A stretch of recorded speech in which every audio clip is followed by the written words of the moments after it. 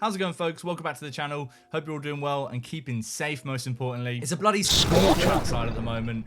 So what am I doing? I'm inside making videos. I mean, not that I could go outside anywhere of any importance at the moment anyway, but you get the point. So today's video is a slightly random one, I must admit. I was scrolling through Reddit the other day, story time apparently, when I came across a question which sparked me old noggin, and it got me thinking, I could definitely milk this into a near 10-minute video on YouTube. So we'll see how it goes, huh? Today we're going to be talking about some films that I wish I grew up in.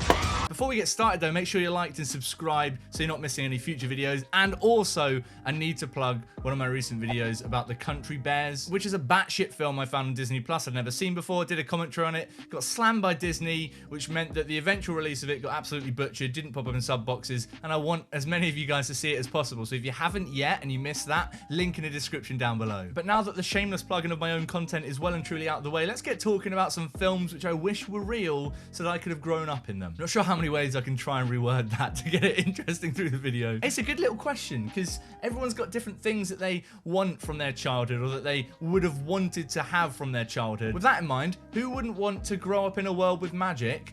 It's got to be a Harry Potter film, right? But which one? That is the 10-second-old question. The first one, obviously the first one. Why would you go for anything other than the Philosopher's Stone here? I don't know if you've rewatched any Harry Potter films recently, but go back and rewatch the first one, the Philosopher's Stone, or the Sorcerer's Stone as it might be called across the pond, the wrong way. Philosopher's Stone is the most kind of, I guess, wonderful, like, carefree one of the Harry Potter films, because they get gradually more kind of like, oh, actually shit is, oh, people are dying now, oh fuck. So I don't want to be anywhere near any of those later ones, bloody Half-Blood Prince.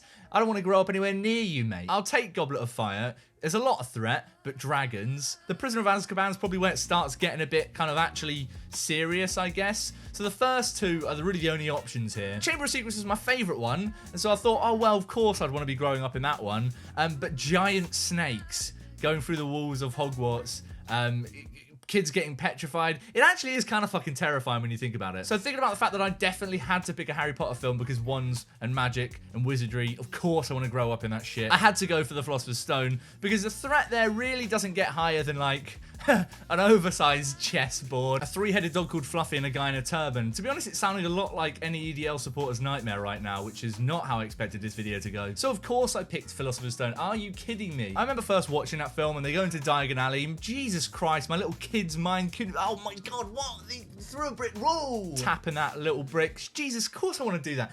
Who hasn't in their life wanted to go to Diagon Alley and become a wizard for the first time? Honestly, who? Even a soundtrack of the first one's way more happy and carefree than the rest of them. You know, you got like or whatever John Williams was doing in that one. 4 films down the road, that shit's nowhere to be seen. Soundtracks all become like that's the same. That's in the first one anyway as well, isn't it? You know what I mean though? It's just a happy goose time, and like all the bad guys in that are just fucking 7-year-olds or whatever. Is that how old it? They're definitely not 7, are they? The worst you've got to put up with is like teachers that are quite rightfully telling you not to go down some fucking enchanted forest where you might die, and little fucking Draco Malfoy running around the place going, Potter, what's wrong, Potter? It's fine, you're fine. So yes, I'd like to exclusively grow up in just Philosopher's Stone.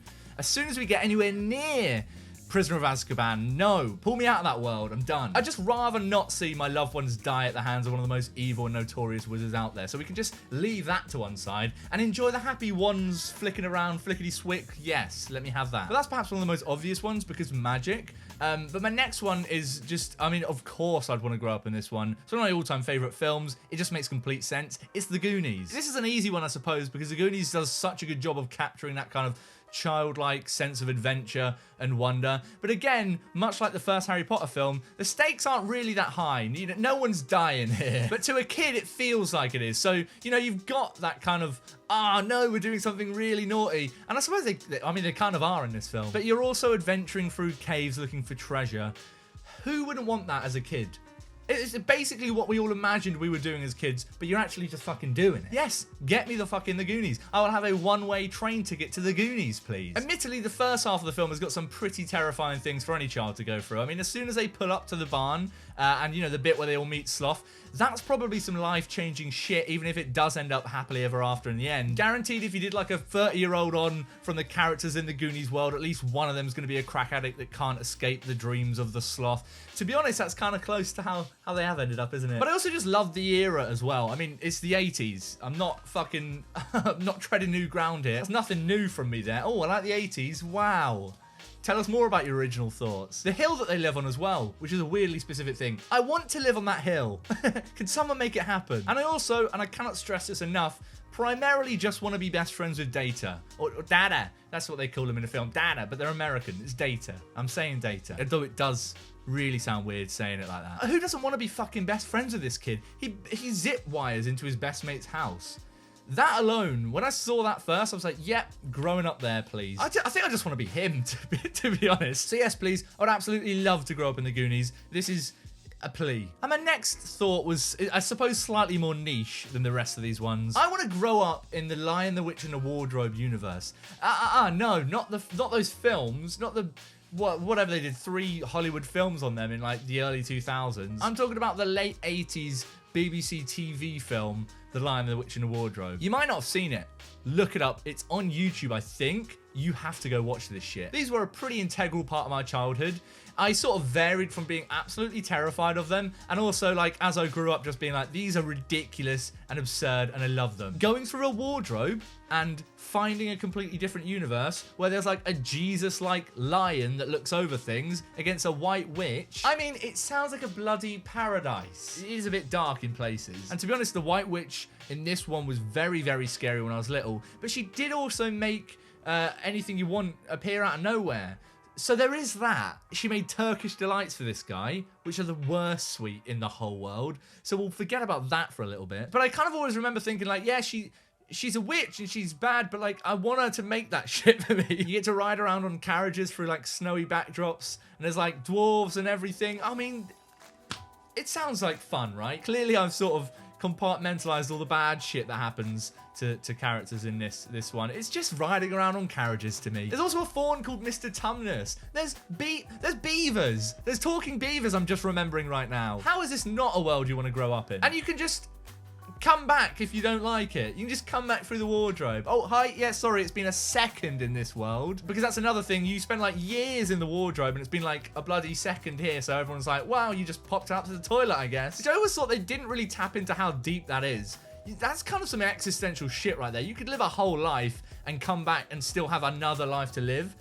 And like, wouldn't you have, if you lived like 50 years in Narnia, wouldn't you start to forget like the people that you left behind in the real world? And if you came back, you'd be like, oh shit, these people were very much a part of my life. What does that do to a person?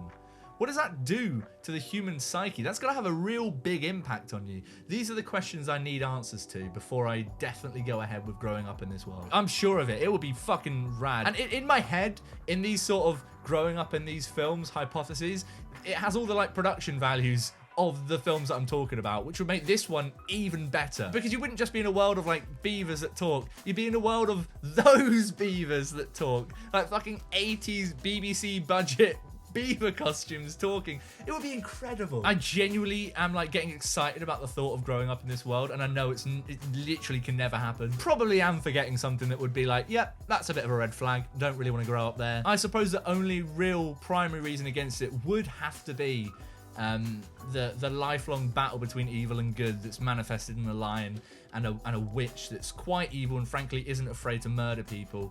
I think I'd take it. I think I'd take the risk. Hi, Mr. Tumnus. Yeah, book a fucking table in your weird mud hut, mate, because Stu's coming to town, baby. Weird mud hut. It's a tree, isn't it? He lives in a tree. Also, one thing I haven't really taken into account was would I be taking the part of a character in this existing universe, or would I just be me as a young Stu just plopped into this universe? Because that might have some serious implications for all of these choices here. I mean, I could just arrive in the Harry Potter and the Philosopher's Stone universe, and because I'm fucking Stu nobody from bumfuck nowhere, no one really gives a shit about me, so I never actually get to enjoy any of the fun shit that Harry Potter and his friends are doing. So maybe that won't be as fun. And I could arrive in the world of the Goonies and I don't know, there's no fucking houses near them, or I don't get to the same school and I never meet these kids and I don't go on their adventure. I'm just having a normal upbringing in the 80s. Still be fun, to be honest, wouldn't it? Or I could get into the world of The Lion, the Witch and the Wardrobe and very much not find the wardrobe, in which case this has all gone tits up. Then you're just living in fucking wartime Europe, which would be nowhere near the top of my list of priorities for where I want to grow up. Let's just say, for the sake of this video, I'm definitely taking on a lead role in these film world, right? Yeah, we're all in agreement there. So yes, Harry Potter, the first one, The Goonies, and The Lion, the Witch and the Wardrobe, 80s BBC TV movie production, are absolutely the worlds that I want to grow up in. Can we make this happen? But what about you guys? The whole point in dumb, silly questions like this is a bit of discussion. So I want to know what your guys' 3 films you want to be growing up in, if you could possibly, would be. Drop those in the comments down below. I'm hoping to see some real fucking curveballs in there, like fucking Old Boy. But also make sure you liked and subscribe for any new content that will be dropping relatively regularly over the coming weeks, because if you haven't noticed, not a lot of other shit to be doing right now. As usual, stay healthy, stay safe as best as you can. I'm gonna go and seriously work out how to get into one of these worlds, guys. I'm not joking. I'm gonna work it out. Just give me fucking, I don't know, 10 minutes? 15? I'll do it.